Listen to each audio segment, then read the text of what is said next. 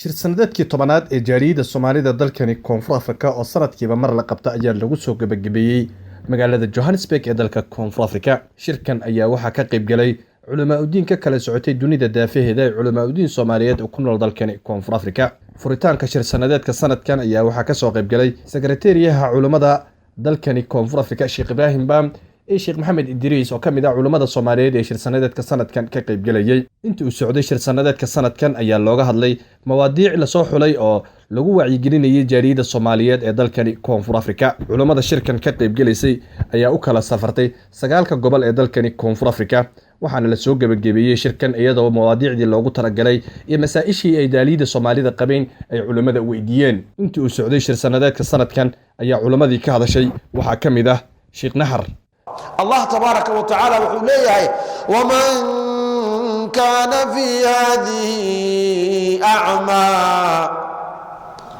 أدونك ننكي إندول نقضة حق أركي واية قرآنك كحرمي واية إلهي بكحرمي واية فهو في الآخرة أعمى وأضل سبيلا آخرنا وكسي إن دلعان بذيه وضدنا وكدو مئوكيا وريبو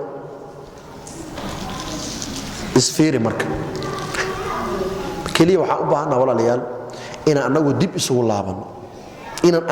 isugu laabano anagu isaxno in ilaahay u toobad keeno in istighfaarta badino in dhikriga ilaahay badino shaydaan baa gacan inagu dhigay waxa alla wuxuu noo meeriyo baan qaadanaaba. sanad walba marka shirka la furayo culimada ay ka soo qayb galaan ayaa waxa soo dhaweeyo Sheikh Suleyman Hashimi. sanadkani wuxuu ku soo dhaweeyay كانت تلك القلوب تفرح فيكم وفدكم خير وافد في المثال أنتم كالقضاة فينا فأفتوا بالمسائل بيننا بالوصال بالنصوص الإجماع لا بالخلاف لكم الحمد في صواب المقال. Ibrahim oo ah xogeyaha culimada dalkani Koonfur Afrika ayaa ka hadlay. And this brotherhood was strong. It used to give refuge to non-Muslims who are oppressed. And when it is weak, it cannot even give refuge and help its own people. And this is a very great lesson for us. When it was strong, it used to give to other people, it used to give to his own. Sheikh Mahmoud Mohamed Adar oo ah gudoomiyaha golaha fulinta ee culimada Soomaaliyeed ee dalkani Koonfur Afrika ee Albayaan ayaa ka hadlay gabagabada shirka marka la soo gabagabeeyay wuxuuna sharaxayaa waxyaabihii looga hadlay shir sanadeedka sanadkan iyo waxyaabihii uu kaga duwanaa sanadadii hore.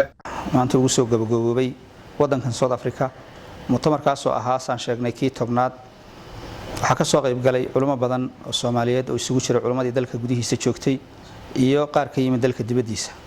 ujeedada mutamaraadka loo qabto waxa kamid ah sar u qaadida wacyiga diinta ee ummadda, xoojinta ku dhaqanka shariicada islaamka, ka haqabtirka bulshada baahiyaha diineed haday ahaan lahayd kuwa qoyska, kuwa bulshada, kuwa ganacsiga ku saabsan, iyagoo su'aalo weydiiya culimada ay uga jawaabaan.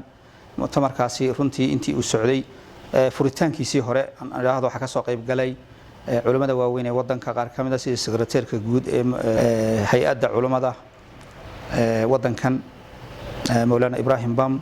sidoo kale waxa ka soo qayb galay marti sharaf iyo bulshada Soomaaliyeed qayb muhiim oo kamid ah inta badan jaaliyadda goobaha ay joogaan wixii ay u suura gali waayeen magaalooyinka waaweyn inay yimaadaan waxa loogu tagay goobaha ay joogaan 9 gobol ee wadanku uu ka kooban yahay intiisa badan waa la tagay gobolada oo dhan gaar ahaan inta muhiimka tageen maraakista waaweyn laba maalmood ay joogeen runtii mutamarkaasi wuxuu ahaa mutamar guula oo Ilaahay subhanahu wa ta'ala wajalla fadligiisa bilowgiisii socodkiisii iyo gabagabadiisii guul ahaa ummaduna ay si fiican uga faa'iideysatay.